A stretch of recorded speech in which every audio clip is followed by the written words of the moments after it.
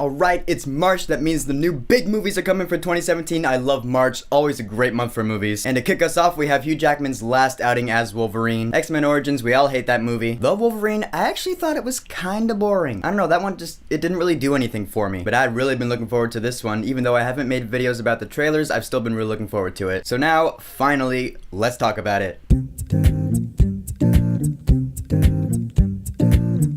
Logan. So Logan, like I said, is Wolverine movie number 3 and it's Hugh Jackman's last time playing Wolverine. He has been playing the character since the year 2000. It's crazy. That is 17 years, almost 2 decades of playing the same character. I don't know if I could do that. And not only that, it's also Patrick Stewart's last time playing Charles Xavier, Professor X. I mean, I don't think they ever actually came out and said that, but I'm pretty sure it was safe to assume that. So in Logan, it's the year 2029. I want to say it's post-apocalyptic, but it's not really because civilization is still around, doing its thing. There's still mutants out there, but it's not like an X-Men thing, There's no school for gifted mutants, there's no team of X-Men that goes out and saves the world and shit. It's just Logan and Charles Xavier, they have their little hideaway where they try to hide from civilization, but then this adventure finds them, in the form of a little girl named Laura who has some pretty familiar mutant powers. So Logan and Charles Xavier are tasked with pretty much an escort mission. They have to take this girl from point A to point B, and now we have our movie. I'm gonna jump right into Hugh Jackman as Logan/Wolverine. Do I really need to tell you how good he is? You already know at this point that he rocks the role, otherwise he wouldn't have been playing it for 2 decades. This is probably the best portrayal that he's ever done of Logan, if I'm being completely honest here. This is who the character of Logan/Wolverine truly is, according to the comics or whatever. Again, I don't read comics, but this movie really illustrated to me how the character is supposed to be. And a big part of the reason for that is because this movie is in fact rated R, thanks to Deadpool. So he's dropping F-bombs left and right, but it just feels natural because he is a bitter human being, or mutant being. He has lived a full life, he doesn't want any more of this shit. He's like, you know what, I'm fucking done with this fucking bullshit. Needless to say, he was awesome in this movie, and it's sad to see him go. Even though I'm really not attached to the X-Men movies per se, but you really don't have to be attached to these movies to know that Wolverine is a badass when he's played by Hugh Jackman. And of course, Patrick Stewart as Charles Xavier. In this movie, he's actually kind of losing his mind. I mean, he's a really old man in this movie, so he's getting kind of senile. Not senile, but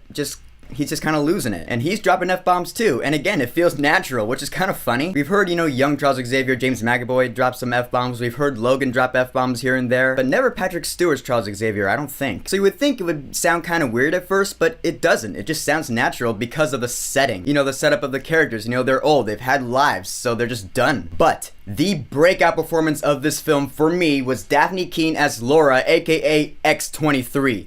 Holy shit, this girl was awesome. Not so much by way of words, but in way of just emotional acting with her face. Her facial expressions, you can get a lot of emotion from that. And she did it A+ perfectly. I want to see her in more stuff. I'd like to see more of her as X-23, but I just want to see more of this child actress. Because it's rare enough to find a child actor or actress who is really good, let alone one that steals the show. The only other one I can really think of is Lady Mormont from Game of Thrones. X-23 in this film kind of reminded me of the kid from Touch. She's silent and she doesn't talk a lot, but there's a lot going on in here. And that's what really sells her performance. Now, the story in Logan is not like most X-Men films you've seen. In fact, it's not like any other X-Men films you've seen. It's really heartfelt in a very personal sort of way. It's not like the world's in danger here. It's a story about character redemption for quite a few characters, actually. So whenever there was a scene where there was like downtime, you would think it would slow down, but it really didn't. It just delved deeper into the emotions of these characters, what they've been through. And I dug that. However, I will say there were a couple of minor plot holes. There were questions that my friend and I were kind of discussing as we were walking home from the theater. Questions we'll talk about in our Real Rogues podcast next week. But really, these questions or plot holes are just minor details. I can pass them off as nitpicks because it was really emotionally gripping. And yeah,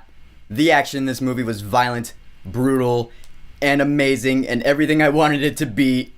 I can't wait for you to hear my audience reaction to this. I really want to make an audience reaction video for this. I really do. Because this is some of the best action I've ever seen in X-Men. It is the best action I've ever seen in X-Men. Deadpool doesn't count. Deadpool's its own thing. It really shows how much I've evolved as a person because even when I was in high school, I couldn't stand gore. But watching this movie, I just was staring at the screen. I couldn't take my eyes off of it. I loved it. In fact, I wanted more. This might sound kind of weird, but I don't know if this movie was violent enough. I mean, don't get me wrong. There is plenty of brutal violence in this film to go around. But maybe it's because I have watched Game of Thrones at this point. I know how violent something can get. And this film didn't necessarily reach Game of Thrones levels of violence. Like, there would be some parts where, like, Wolverine is stabbing someone off screen, and I was like, I want to see, like, him, getting stabbed. I want to see people's guts spill out. I don't know.